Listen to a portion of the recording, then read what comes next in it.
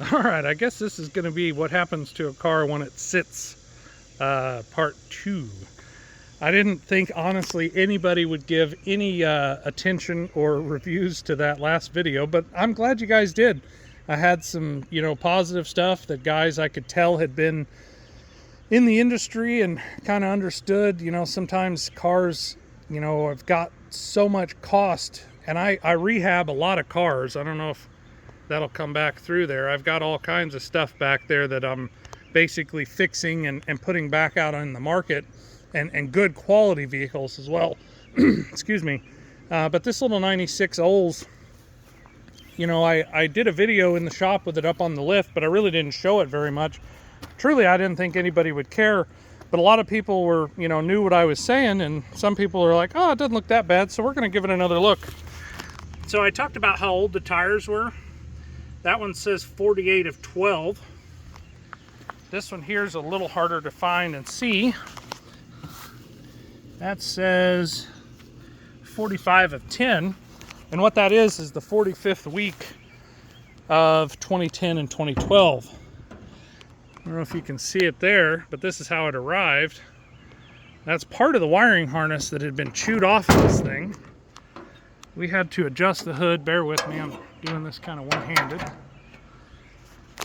The hood had been caved in, so we massaged the hood out, adjusted it as much as we could in order to even get the hood to open and close. I videoed some of the damage from underneath. The foundation brakes are pretty much rotted off of it.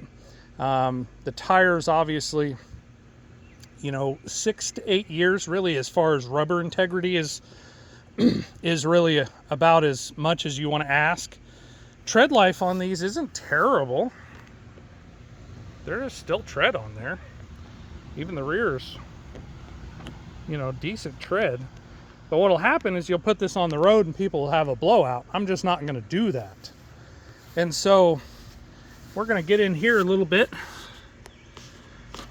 You can see some wiring right there, chewed off of it. We can see a pretty good amount of damage there. We can see right in there.